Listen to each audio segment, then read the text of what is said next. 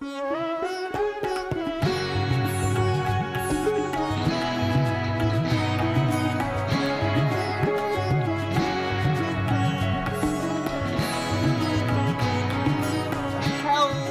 and welcome to this episode of Tripology. I'm Alan and I'm here with the ever ambiguous Adam.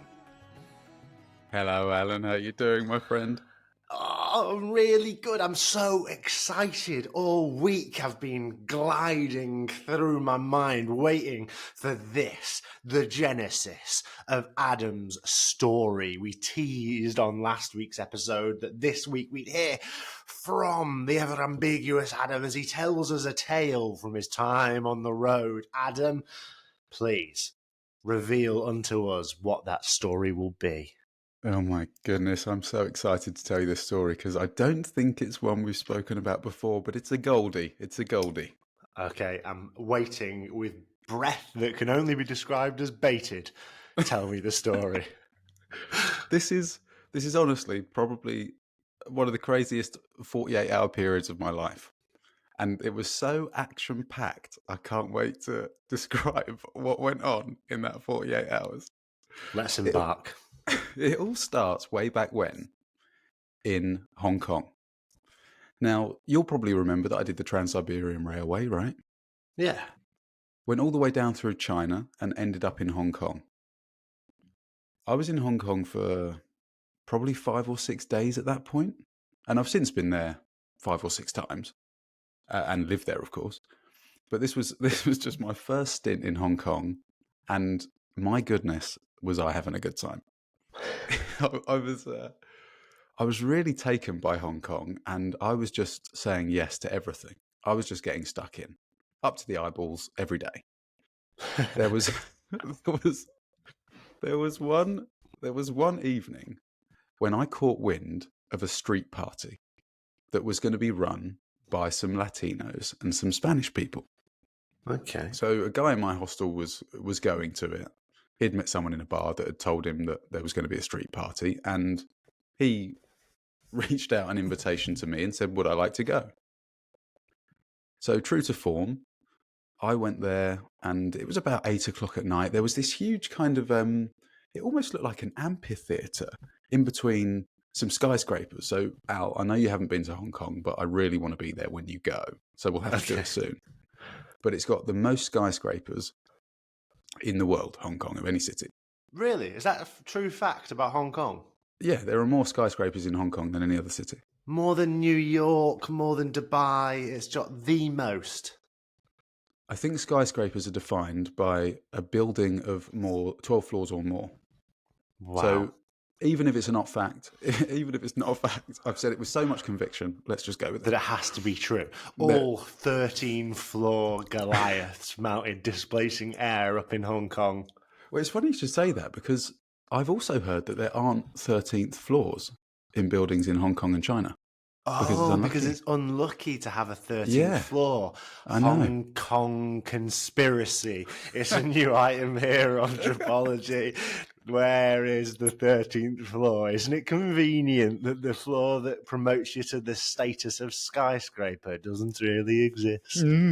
So, again, don't quote us on it. Don't go and fact check it. Just believe what we're saying.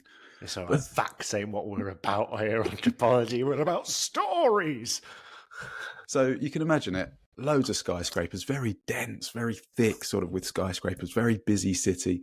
And then in the middle of a couple of them, this amphitheatre, this sort of drop, there's steep stairs down into this area below. And I was a little bit worried about not finding out where this party was originally.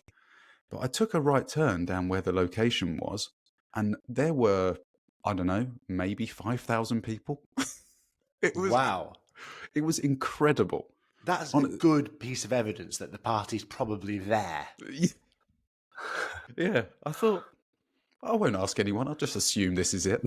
So there was a DJ booth down at the bottom. There were people up the walls. I can't even... It was almost like the Colosseum. Imagine the Colosseum made out of skyscrapers. Very, very steep balconies, people hanging over, electronic music blaring. It was such an amazing atmosphere. Was there, like a Colosseum, one person who had promoted themselves to the status of an emperor, sort of residing over everyone else? No. I guess Oh. the DJ would have been that person. Yeah, okay, good. The DJ there with his thumbs up, showing everyone to live. It was incredible as well. There were people, sort of little bar areas that had cropped up, and everyone was incredibly drunk and dancing, and it was just if you've ever partied with Latinos or Spanish people, they're good dancers. Everyone's got rhythm. It was just fantastic, friendly atmosphere. We're all friends. So an amazing night. Danced the night away. And Okay, then, let's insert here a little bit of music going under the next part of the story, so people can feel as if they're right there with you. Let's go. And I had, being the good Samaritan I am, I'd actually stayed after the party fizzled out. So we're now in the early hours of the morning. There was a lot of trash, a lot of litter, a lot of things to collect, cups, plastic cups, as you'd expect. Oh, the red ones. The red ones, the token Hong Kong plastic cups for parties, for street parties. All over the floor.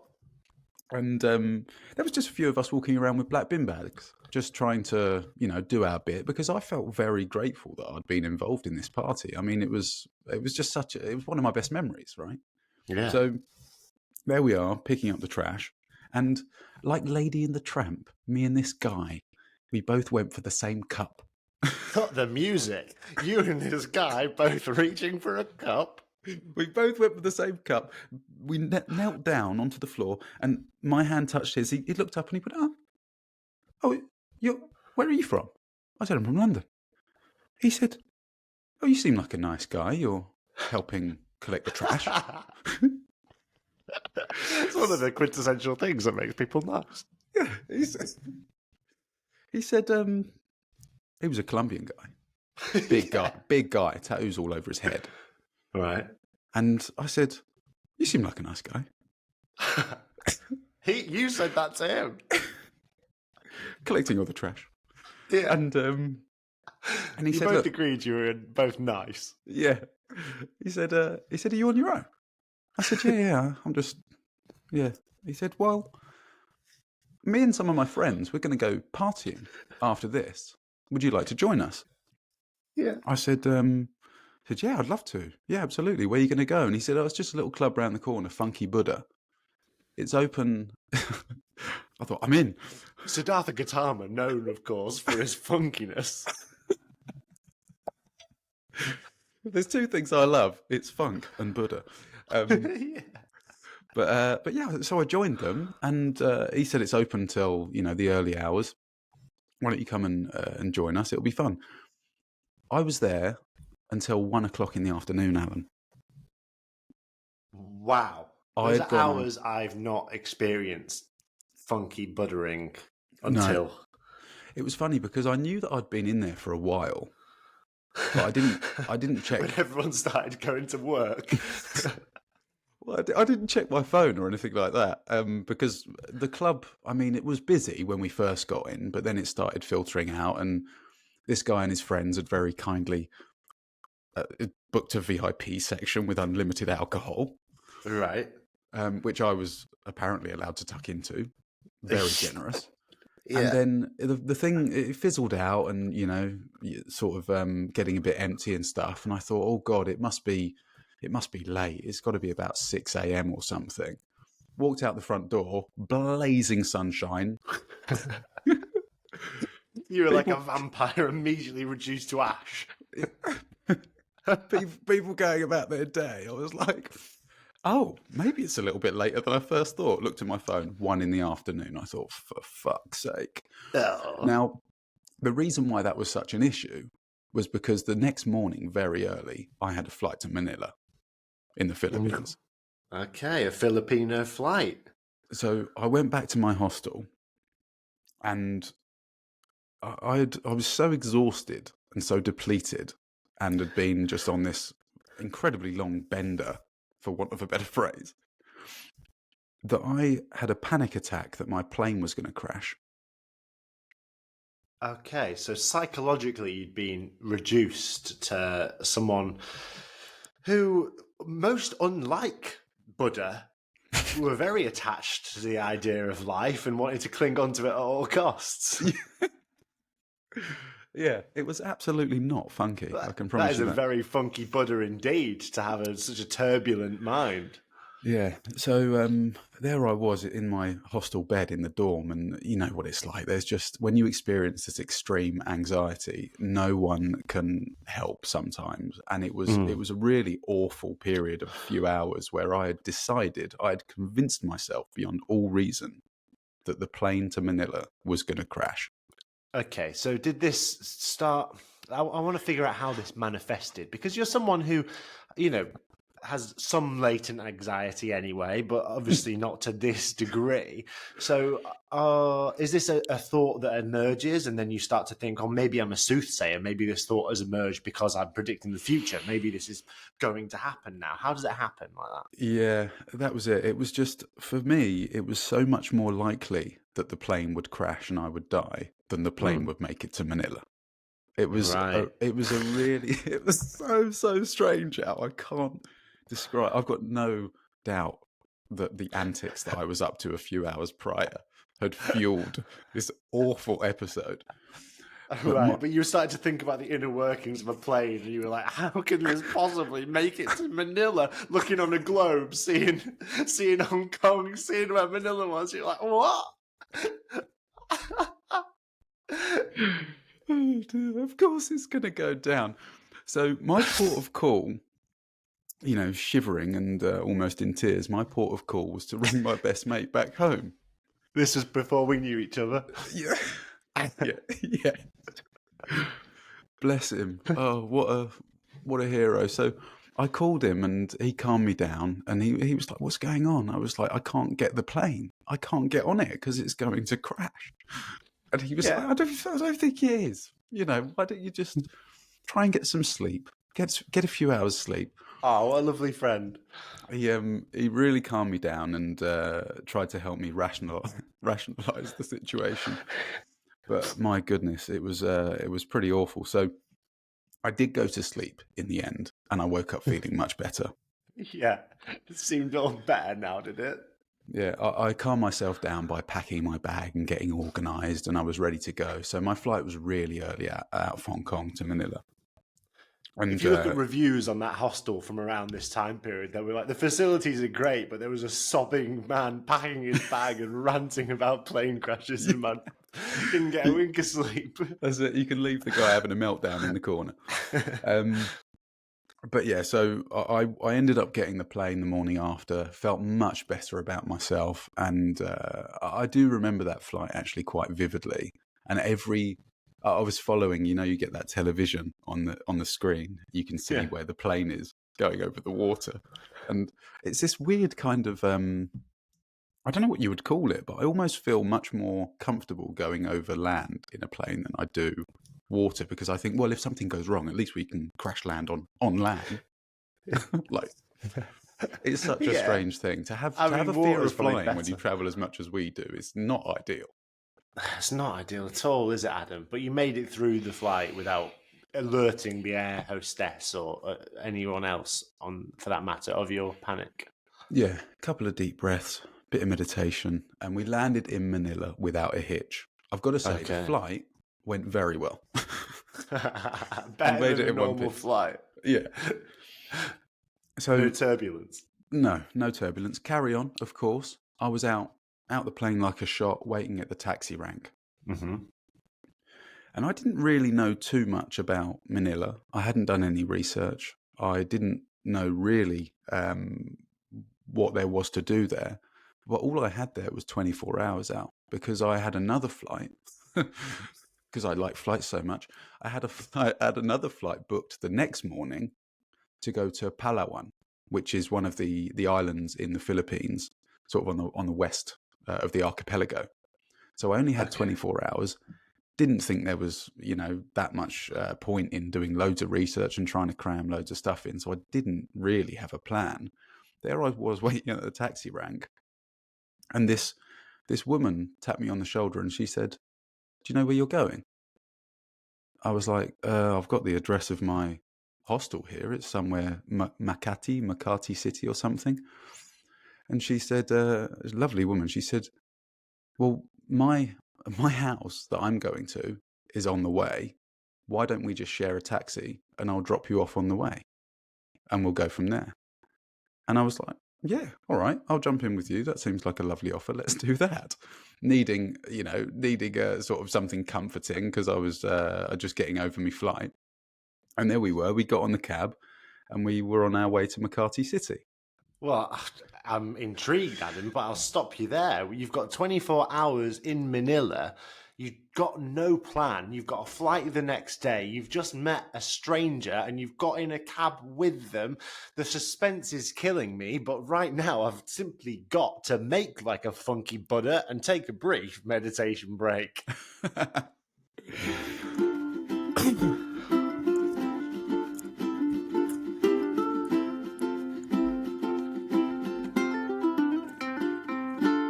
Why don't you just take a taxi with me? The last words Adam heard by a lovely woman in Manila as he climbs into that cab.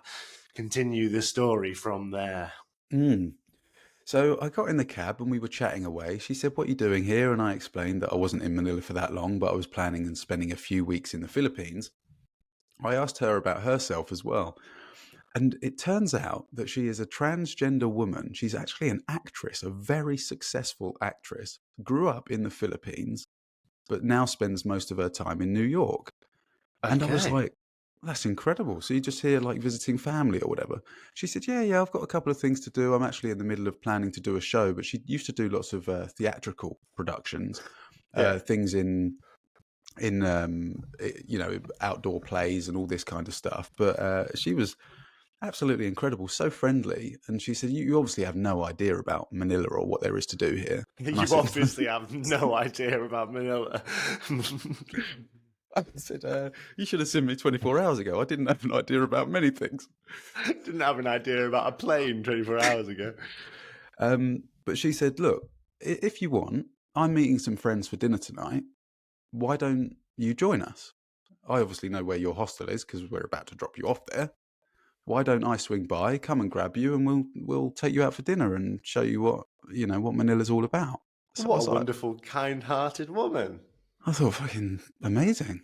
All right, cool. Let's do it. So we exchanged details on Facebook and stuff, and she said, I'll give you a message, let you know what the plan is, and then we'll go from there. I was like, all right, drop me off at my hostel, big wave goodbye, and off we went. And 24 confusing hours in Manila have just become a lot less complicated. Now you have a structure and a plan provided to you by this woman with a cab. That's it, a big sigh of relief. And I went to the hostel, dropped my bags. I had a few hours to kill before the evening meeting. She said, I'll pick you up around 8 o'clock. So I decided to go out on foot and discover lots of areas of Manila. Now, have you heard that Manila can be quite dangerous? I've heard about the Thrilla in Manila, and that sounded like a terribly dangerous affair, so I can only imagine the streets are just as wily. Yeah, so I want to paint a picture for you, Al, because at the time I was very pale, as I usually am, but I had a huge head of hair that is not too dissimilar to a Sideshow Bob kind of esque do, shall we say. Okay. Yeah, and a lot of our fans won't be able to envisage you like that. Now, of course, cropping a wonderfully sporty, streamlined aesthetic, but back then, more of a mop. Yeah, it was a big sort of very curly, very wavy and frizzy, down to my sort of ears do. And the reason I'm telling you that is because walking around Manila, it makes it almost impossible to blend in. Mm-hmm. I'm walking around some sort of neighborhoods that people had told me maybe just stay away from. I walked on my way from my hostel to a place called Intramuros, which is an old walled city. Really lovely, couple of cathedrals in there, some nice little streets. Really, really pretty area that I would highly recommend visiting. I walked through a place called Rizal Park. Now, that's also known as Luneta Park, but it's this huge, expansive central park But there's lots of things to do there. There's people, street food, you know, outdoor dance classes, people riding their bikes, families, whatever. But I remember walking through that park and I saw a group of guys. They were probably in their, I don't know, late teens, early 20s. Yeah. They looked like, just imagine a gang. Just imagine a Filipino gang. Are we talking like a West Side Story type gang, the Jets and the Sharks, singing tunes and clicking fingers? Or are we talking more like New York during a crime wave? Yeah, a criminal gang. Right. Imagine a criminal gang. Anyway, Yeah. there was a load of them, and they clocked me as I was walking. So I already think that this area is dangerous. I'm in that headspace. I'm walking Were with they my head fans of down. The Simpsons, these people? No idea. Well, not probably. If you, the next part I'm about to tell you maybe suggests that that they weren't a fan of The Simpsons. But I was, Or Sideshow Bob. I was keeping my head down, just trying to mind my own business because I'd seen that they were looking over at me. Yeah.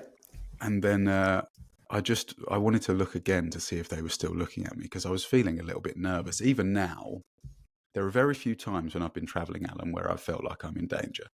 Yeah. But this was one of them.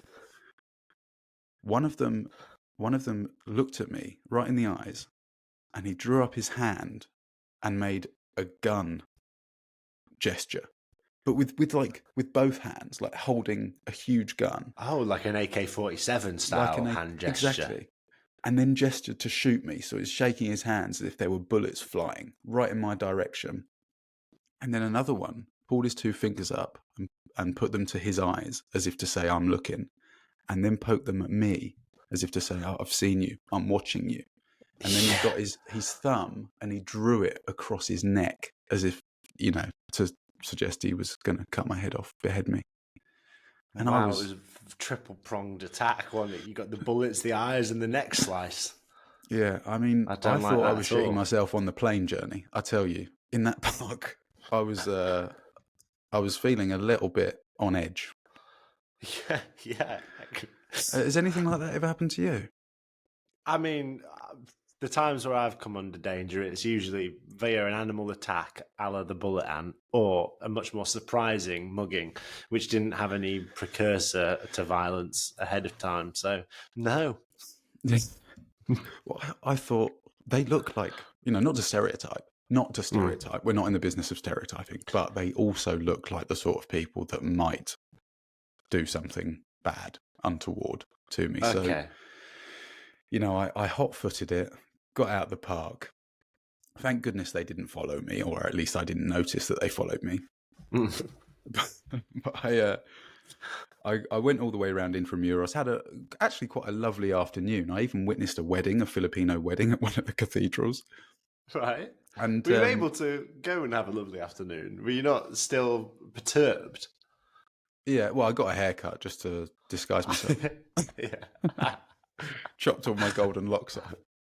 Yeah, and left it Hansel and Gretel style all along the ground to try and mislead them as to where you currently were. But I was looking at the time. Obviously, I was conscious that I had a kind of a dinner date, so I wanted to get back to the hostel. Got back to the hostel, showered, dressed. There I was, 8 o'clock, looking out the window, waiting for my friend to arrive. And it got to 8:05. It got to 8:15. I was refreshing the Facebook messages thinking, oh, she's a bit late, but, you know, that's fine. I'm sure she's still on her way. Still fashionably late. And 8:30, still nothing. And I thought, oh, that's a shame. You know, that would have been quite nice. I can see what that gang's up to. I need some friends. I wish I can cut my hair now. Yeah. Get a bit more action.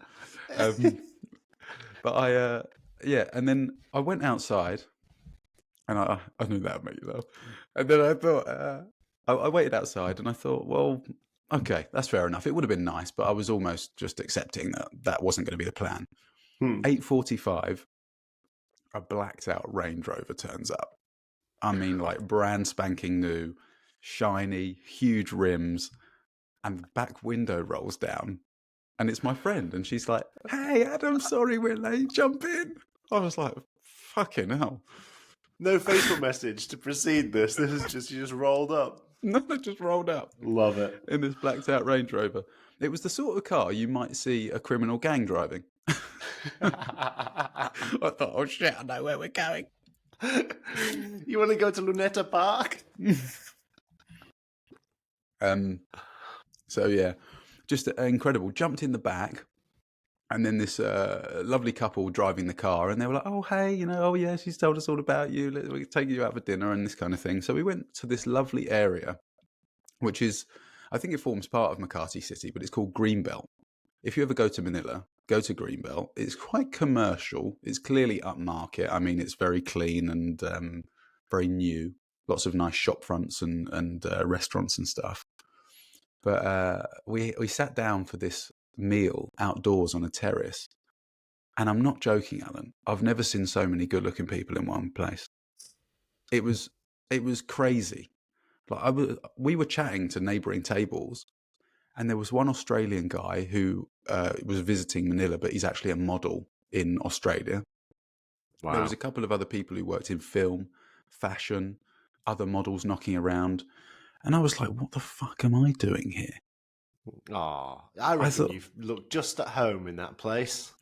But everyone was clearly quite wealthy and, overachievers and what have you. And people worked in sort of, film and television and the like. So I just thought, wow, what an incredible place to find yourself. And then the dishes started coming out. So we had this lovely table sitting as a four. The first dish, the second dish. We ended up with about 15 dishes on the table. And we had everything from like stews with peanut sauce, marinated chicken, fried rice, fried fish, couple of side dishes, loads of alcohol.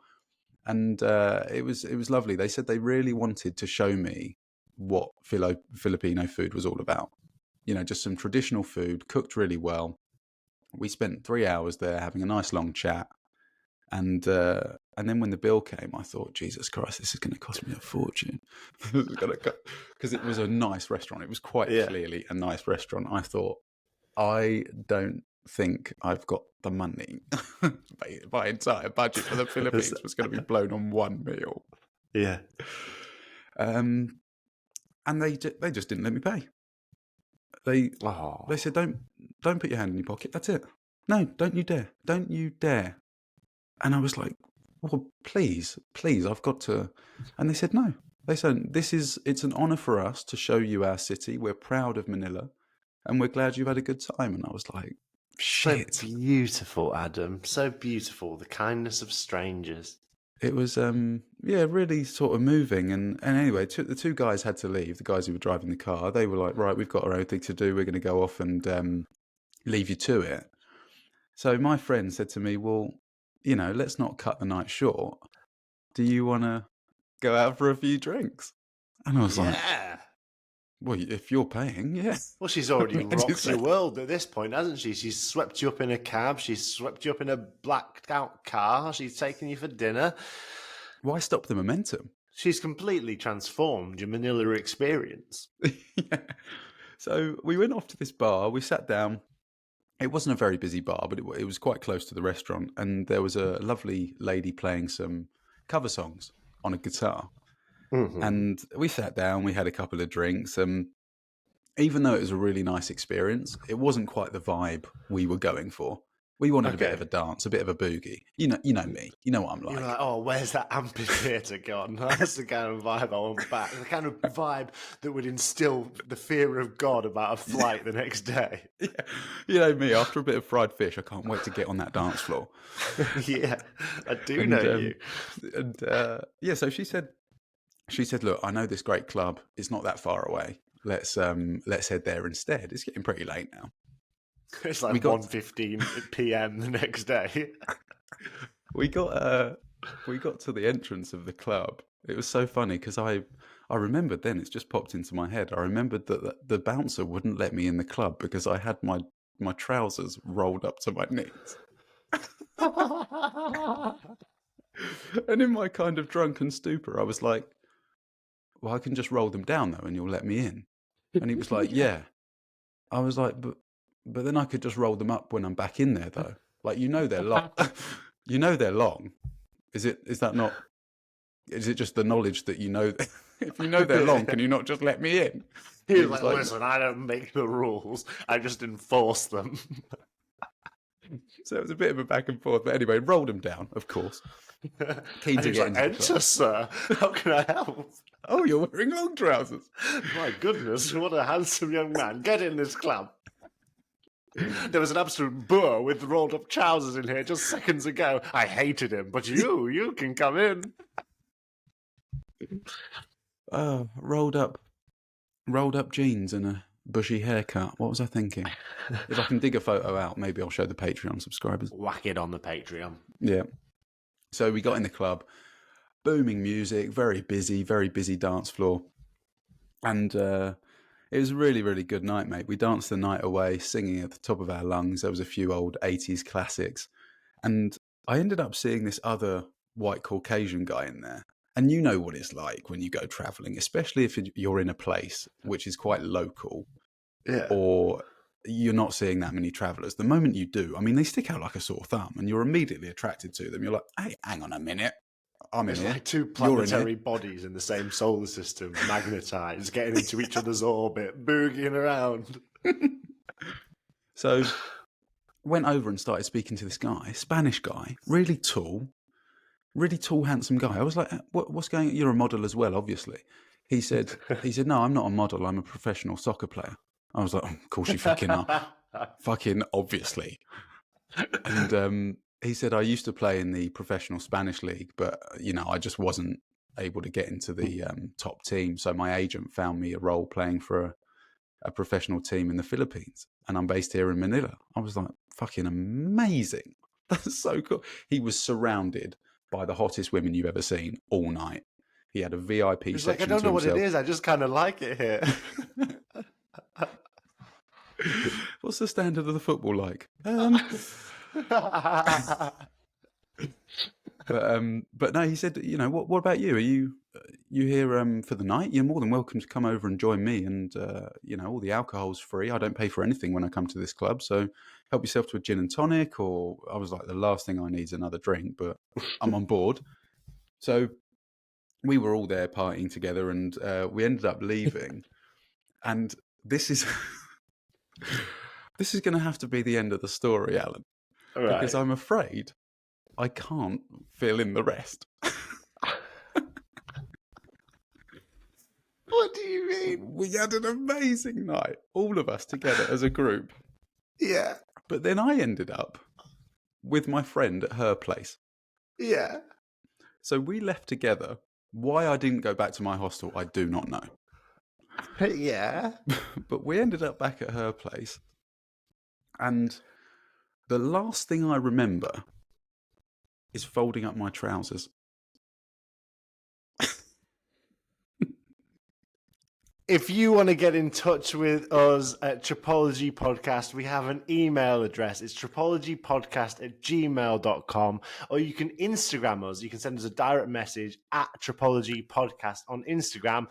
And as Adam mentioned earlier in the episode, we have a Patreon. It's patreon.com/Tripology Podcast. You can reach out to us with travel stories. You can ask about travel tips, that sort of thing on any of those platforms. What a wonderful story, Adam. I think that everyone loved every aspect of it. I think you're a brilliant traveller. If there was a takeaway from that story that you'd like to impart on the listeners, what would it be? Just grab the proverbial bull by the horns and go with experiences, make friends, and always, always visit Manila. Just say yes to everything. Say yes to everything. You are the traveller, you are the backpacker, you are the tripologist. Travel is one of the most beautiful things that you can do. It is. It's an amazing experience. And being open with people and honest and trustworthy as well. Even that story, I mean, I could have easily cut it short because she was 45 minutes late and then none of that would have happened. Exactly. But just believe that people are wonderful.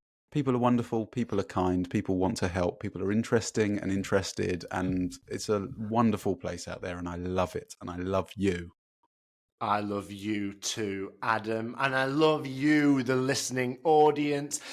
Oh my goodness, what a beautiful audience you are. There's exciting things brewing in the tripological air. There's lots of things that are happening behind the scenes. We are committed to making this not just another travel podcast, no, the travel podcast, the podcast for long-term backpackers, nomads and travelers, all culminating round the campfire, the fire burning in the center like a bright sun, and the fire's name is tripology. We're here. We believe travel is the future. I don't know about you, but today the idea of present, like a grey cloud above a city, starting to look a little bit like old news. But tomorrow and next week, I see some sun peeking out there in the horizon. I want to blast off there right now. Email us, tripologypodcast@gmail.com. Message us on Instagram @tripologypodcast. Adam, I don't know about you, but I want to blast off to next week